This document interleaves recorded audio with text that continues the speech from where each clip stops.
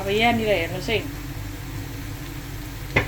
अब यहाँनिर मैले टमाटर हाल्दैछु। टमाटर पनि अलिक ठुलो भएछ कटाइ। अनि त्यो हुँदाखेरि मैले टमाटर हाल्दैछु यहाँनिर। ल हेर्नुहोस्, अब यो टमाटर पाक्दैछ।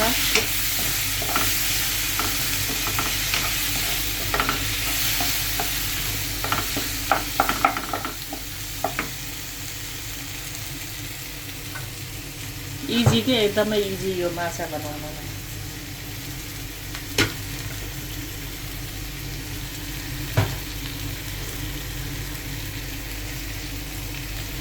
चाहिँ यहाँनिर अब मैले चाहिँ एकछिन पकाउँछु यसलाई पनि मजाले पकाउनु पर्यो नि त हैन।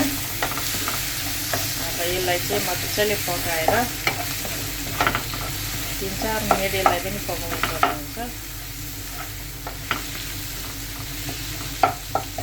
अनि यहाँनिर मैले लाउँदैछु बेलचनको पत्ता। हेर्नु है, मैले चाहिँ यहाँ लगाएको छु कि बेलसन लगाएको छु। अनि त्यो आज चाहिँ टिपेर खानुपर्ने बेला भएछ। यो बेलसनलाई चाहिँ म यहाँ लगाइदिएँ, अमिलो चाहिन्छ नि त। अहिले खाने बेला कागती नै लगाएर खानुपर्ने हुन्छ है। अनि त्यही हुँदाखेरि अब यसरी यसलाई चाहिँ यो टमाटर अलिक ठुल्ठुलो भएछ काटेको। अनि यसलाई चाहिँ के गर्ने भने अलिकति मजाले पानी हालेर यसलाई उमाल्नुपर्छ। यो बेलसनको चाहिँ एउटा नराम्रो कलर के छ भने नि, हरियो चाहिँ पकाएपछि कहिले पनि बस्दैन हो। त्यो कारणले गर्दाखेरि यसलाई चाहिँ हरियो चाहिँ राख्नै नसकिने कि बेलसनलाई चाहिँ। साह्रो धनियाँ त पकाए पनि हरियो बस्छ नि। यो चाहिँ धनियाँ पकाएर पनि अब तपाईँको हरियो चाहिँ बेलसन बस्दो रहेछ क्या। कस्तो चिज रहेछ यो।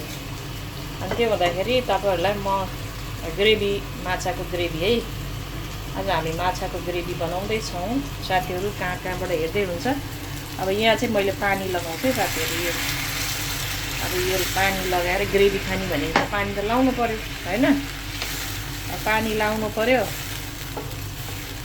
यसलाई मजाले फ्राई गरेपछि अब यो चाहिँ के भयो, यसलाई एकछिन ढाक्नु पनि पर्छ होला साथीहरू। एकछिन ढाकेर कलर हेर्नु कस्तो मिठो हुन्छ, यो टेस्टी हुन्छ। अब यो चाहिँ माछाको ग्रेभी हेर्नुहोस् है, मजाले बनाउने। अब यो चाहिँ एकछिन उम्लिन्छ, उम्लेपछि यो रेडी भयो। अनि माछा चाहिँ यहाँ छ है, धेरै छैन। आज हामी 2 जना मात्रै छौँ। त्यो कारणले गर्दाखेरि 4 पिस 5 पिस छ। यो चाहिँ आजको हाम्रो डिनर माछा। अनि त्यो हुँदाखेरि यो पानी चाहिँ उम्लिँदैछ है साथीहरू। यसलाई मजाले भक भक भक भक भक भक भक उमालेर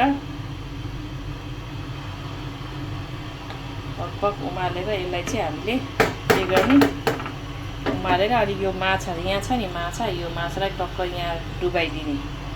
अनि फेरि 5 मिनट जति गरेपछि यो चाहिँ माछा तयारी भयो। कतिजना तपाईँहरू फ्राई पनि गर्नुहुन्छ हैन, म पनि फ्राई पनि गर्छु। फ्राई गरेर फेरि यो ग्रेभीमा हाल्यो भने अझ टेस्टी हुन्छ है।